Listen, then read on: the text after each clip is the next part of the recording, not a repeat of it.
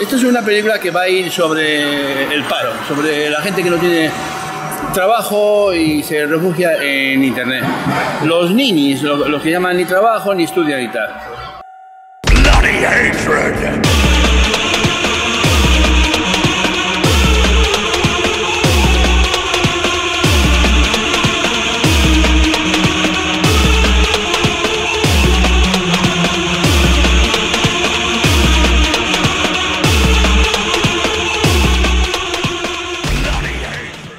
¿Has visto algún anuncio por ahí?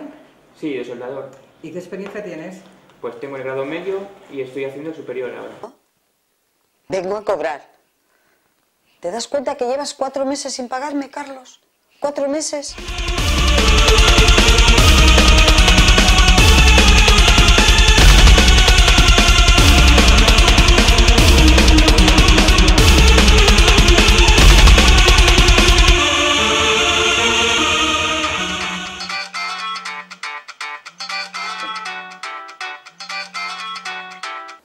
Ya me habías asustado. Es que no sabía qué hacer. ¿Pero qué estás...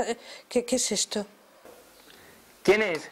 Buenas tardes, soy el de pizza.com. Traigo aquí su pedido. Déjalo ahí, luego lo cojo.